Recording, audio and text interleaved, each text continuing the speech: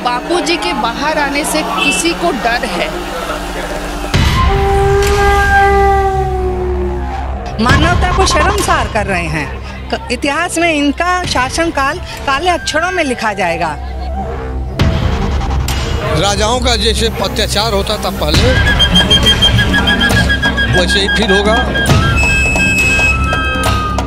11 साल से बापूजी को हमसे दूर रख के हमको लगता है हमारे अंदर से कलेजा निकाल लिया है हमारा। आज के युवा में अगर मैं लेकर कैमरा घूमूंगा और पूछूंगा कि आप बताइए हमारी कितनी ग्रंथें हैं, वो नहीं बता पाएंगे।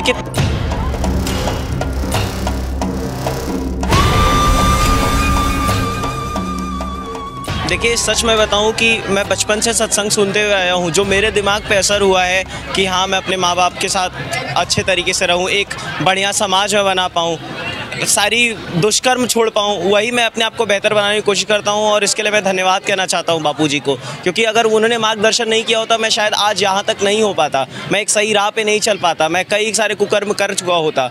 तो मेरे ख्याल से तो युवा को जज करने से पहले कहीं भी केस स्टडी करनी चाहिए, अच्छे से जानना चाहिए उनके बैकग्राउंड को, उसके बाद ही कुछ उंगली उठानी चाहिए। 11 साल का समय अंतराल बहुत होता है। बापूजी के केस को आप किस एंगल से देखते हैं? बापूजी का स्केल तो कंप्लीट बोगस है। एक क्रिश्चियनों का और सब नेताओं का मिला जुला एक षड्यंत्र है, जिससे बापूजी का तो कुछ होने वाला नहीं है। बापूजी के भक्तों का तकलीफ है। बापूजी के ना रहने से देश को, समाज को क्या हानि हुई, क्या लगता है? हुआ है, सनातन धर्म का क्षति हो गया। कम से कम 50 वर्ष पीछे चला गया सनातन धर्म। 50 वर्ष पीछे चला गया सनातन धर्म, जिसकी ढोंग यहाँ सरकार करती है। बापू ने प्रचार जितना किया है, बापू ने जो सिखाया है हम लोगों को, सिर्फ बापू ही कर रहे हैं, उसको दिखा रहे हैं करके। बापू ने कहा है हमको कि जैसा मान तैसा अपमाना। आज जो बापू को हम देखते हैं, वो जेल में भी वैसे ही नृत्य कर रहे हैं, वैसे ही हरिओम हरिओम कर रहे हैं, उनको कोई फ़र्क नहीं पड़ता। अभी कब बापूजी के मुख से कभी भी नहीं निकला कि मुझे निकालो यहाँ से। ब्रह्मज्ञानी हो सकते हैं, उन्होंने दिखाया है हमको कि ये करके देखना है। प्रचार करना आसान है, करके दिखाना बहुत मुश्किल होता है। कि जैसा मान तैसा अपमाना, बापू दिखा रहे हैं हमको। ये जो मुसलमान और ये इन लोगों का जो इकट्ठे हैं, ये इनका कोई धर्मगुरु को आप पकड़ के रखिए, किसी को भी रखिए, पोप को रखिए और कोई मुसलमान को रखिए, दंगा फसाद कर देंगे, मार देंगे, आधा हिंदुस्तान जल जाएगा। पर हम लोगों में इतना भाईचारा नहीं है कि हम लोग बापू के लिए कुछ करें।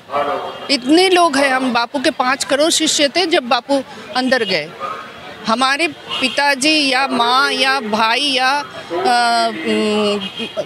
बेटा अगर अंदर होता तो हम लोग ऐसे बैठे रहते क्या? नहीं बैठते। हम लोग तो अपना पूरा लगा देते, पर हम लोग हैं, हमारा यूनिटी कम है। ये इसीलिए हिंदुओं का संतों को इतना सताया जाता है। आपको क्या लगता है कि अगर ये हालात बने रहे तो क्या बापू आ पाएंगे? क्या 11 साल से और ज़्यादा समय लगेगा? आपका क्या अनुभव है? नहीं, इतना सुनिए कि बापूजी के बाहर आने से किसी को डर है। ये किसका डर है? क्यों डर है?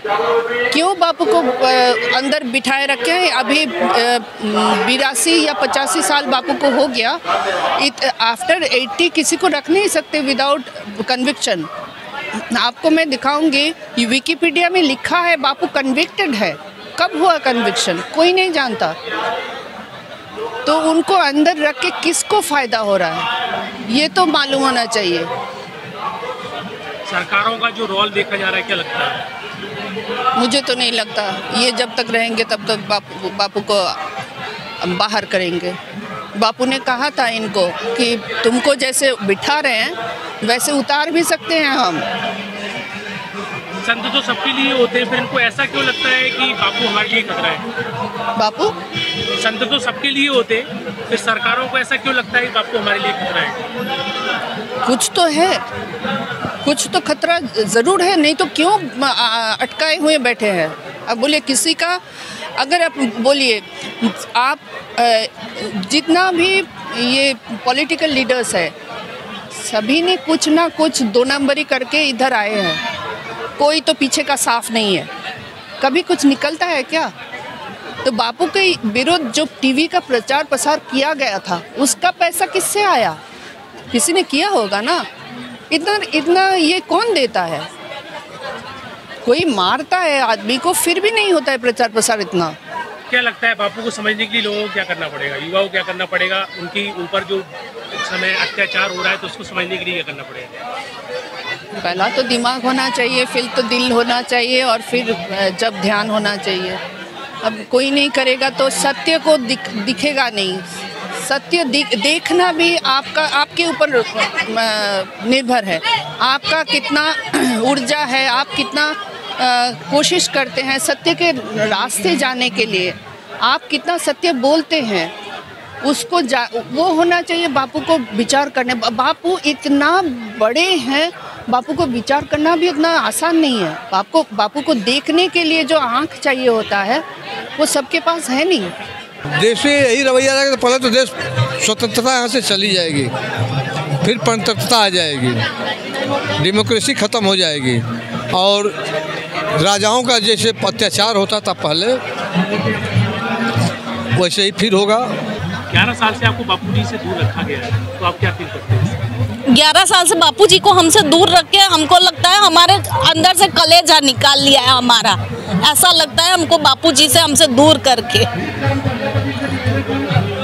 आप जब बापू जी को याद करते हैं बहुत तकलीफ होती है। ऐसा लगता है कहाँ जाके, मतलब ऐसा कभी कभी तो ऐसा लगता है कि बापू को अंदर रखा है, हम लोग ऐसे घूम रहे हैं, हमारा कोई अधिकार ही नहीं है कि हम लोग ऐसे रहे बापू के बिना।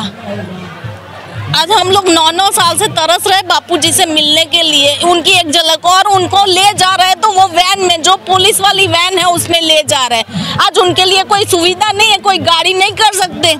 संत के रूप में जो राम हैं उनको तो जेल में रखा है। उन संत का अपराध क्या है? इतने वयोवृद्ध संत के ऊपर कितना जुल्म हो रहा है। उनको जेल से जब अस्पताल ले जाते हैं, इतनी ऊंची गाड़ी है कि उनको चढ़ने उतरने में कितनी तकलीफ होती है। मानवता को शर्मसार कर रहे हैं। इतिहास में इनका शासनकाल काले अक्षरों में लिखा जाएगा। इन्होंने क्या किया है? संत ने क्या बिगाड़ा इनका? भारतीय संस्कृति का तो पूरा कबाड़ा ही कर देंगे। जो वेस्टर्न कल्चर आ रहा है, बच्चे उसी से प्रभावित हो रहे हैं, तो इनको रामराज कहाँ से मिलेगा? खाली मूर्ति की प्रतिष्ठा करने से रामराज थोड़ी हो जाएगा। बच्चों को संस्कार कौन देगा? संत आशाराम बापू ने इनका क्या बिगाड़ा है? उन्होंने तो मानवता की कितनी सेवा की है, जो कई युगों तक उनका नाम चलता ही रहेगा। सतयुग लाना चाह रहे हैं, लेकिन ये चाह रहे हैं कि नहीं, इसको नष्ट कर दें। भारतीय संस्कृति को तो नष्ट करने की चाल है। अब देखिए, नेता तो बोल रहे हैं हमने तो राम मंदिर बनवा दिया है। हाँ, मंदिर बनवाने से क्या होगा? साक्षात जो गीता में भगवान ने कहा है कि कलयुग में मोघाशा मोघ कर्माणो मोघ विचेष लोग नहीं समझेंगे। ये जीते जागते जो भगवान अवतरित हुए हैं उनको नहीं समझ पाएंगे, उनको जेल ही देंगे। और 11 साल उनके बर्बाद नहीं होते तो आज सच्ची में रामराज आ जाता। जो संस्कार बच्चों को मिलने चाहिए थे, कहाँ मिल रहे हैं? गुरुकुलों की कितनी स्थापना कराई है कि बच्चों को अच्छे संस्कार मिले, लेकिन उनको ही रख दिया है। लेकिन फिर भी उनका चल तो रहा है।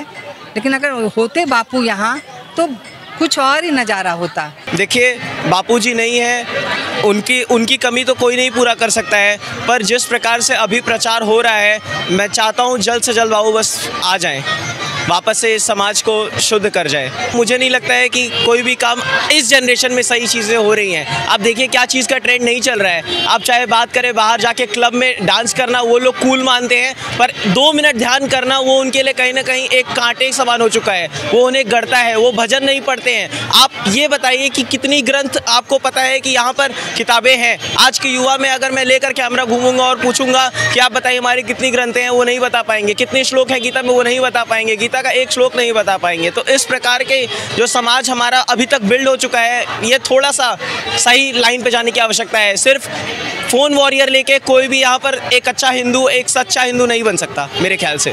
देखिए, मैंने जिस प्रकार से सारे सत्संग सुने हैं, हर बार मुझे तृप्ति मिली है। वो अंदर से एक कहते हैं ना, हर बार एक झटका सा आता है कि हाँ, ये बात सत्य हुई, पक्का ही सत्य है।